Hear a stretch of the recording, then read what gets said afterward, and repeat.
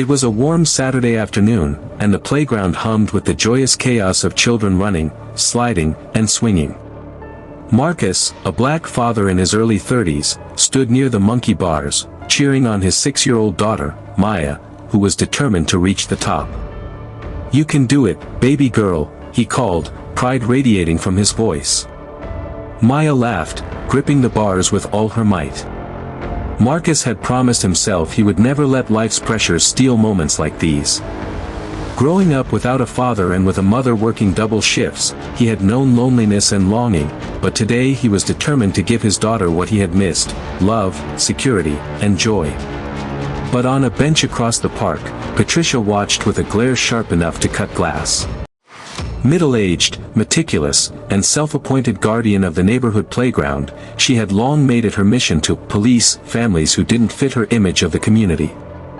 Her eyes stayed fixed on Marcus longer than necessary, suspicion twisting innocence into threat. Muttering under her breath, she pulled out her phone. "Not here, not today," she whispered, dialing 911. When the dispatcher asked for details, Patricia's fear was performative but convincing. "Yes, there's a suspicious man at the playground. He might be dangerous. Send someone quickly." Marcus, oblivious, helped Maya tie her shoelaces, and then chaos erupted. 2 police cars screeched to a halt. Doors slammed. Officers stepped out, hands already on their belts. The playground fell silent. "Step away from the child," one barked. Confused, Marcus froze. "What child?" "This is my daughter," he stammered. Maya clung to his leg, tears welling. Neighbors whispered, phones emerged to capture the scene.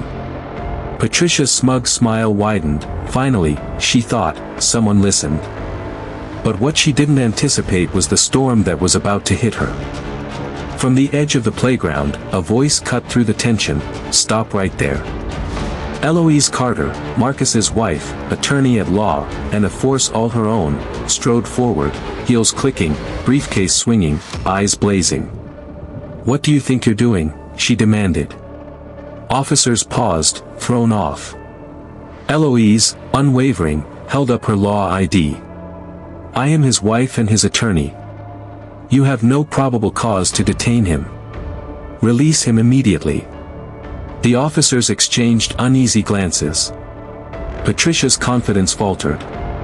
Eloise's words cut like steel, exposing the prejudice and fear that had turned a father playing with his daughter into a suspect. "Suspicious individual," she scoffed. "He is living his life. You are harassing him for existing while black." Marcus felt relief wash over him, but the humiliation of the minutes before still burned. Eloise wrapped her arms around him and Maya, walking them toward the car as Patricia slumped, defeated, at least for now. But Marcus's instincts told him this wasn't over. That night, Patricia sat at her laptop, composing lies for a neighborhood email. Yet one parent had already sent the video of the incident to the local news. By morning, the truth exploded across screens. Marcus harassed while playing with Maya, Eloise standing up with unmatched poise, the injustice undeniable. The community rallied, praises and apologies flowing. But Patricia, now plotting, whispered into a phone in the dark, "We need to make sure they don't win." The chilling voice on the other end promised action. Unknown to her, someone had overheard and recorded the entire conversation, a ticking time bomb waiting to detonate.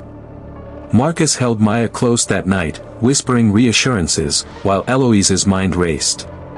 Justice had been served, for now. But the shadows of revenge were gathering, and the storm was far from over.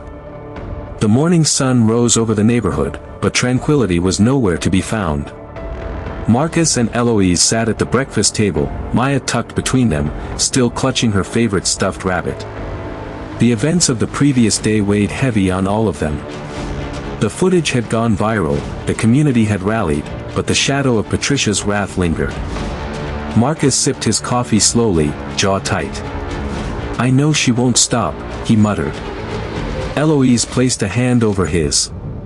"Let her try. We're ready." Across town, Patricia's fury had metastasized. She had spent the night plotting, her fingers flying across the keyboard, drafting another email, another distorted tale. But Eloise had anticipated this.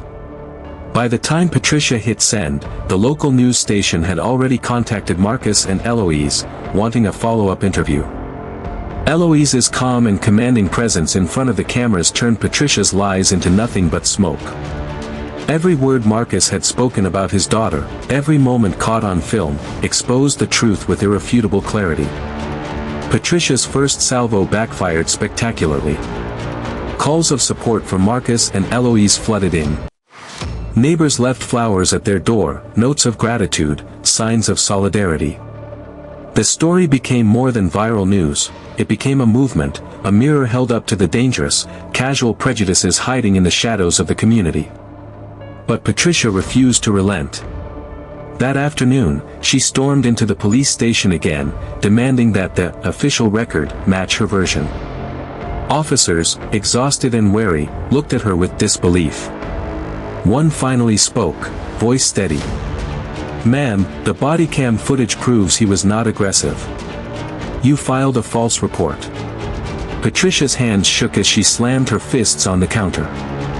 "I did what I thought was right," she shouted. But her authority had evaporated. Every eye in the station knew she had been caught in her web of lies. By evening, the mayor convened a community forum. Parents, children, neighbors, and local media packed the hall. Marcus and Eloise arrived hand in hand, Maya holding her mother's hand tightly.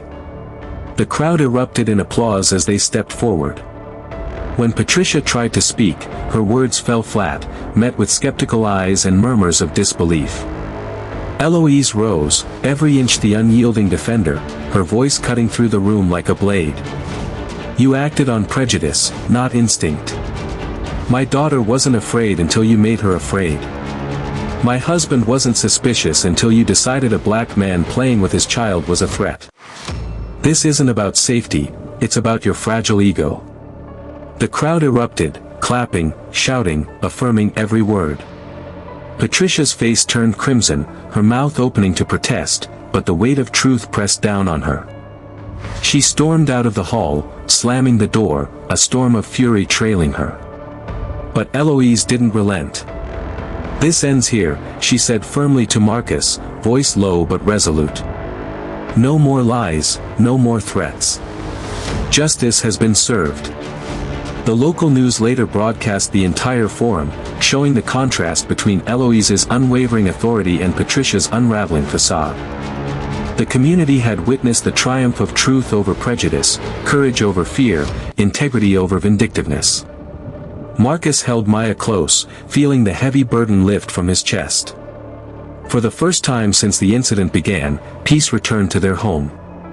And yet, somewhere in the darkness, Patricia sat alone, her laptop closed, plotting. But this time, every move she made would be watched, recorded, and countered.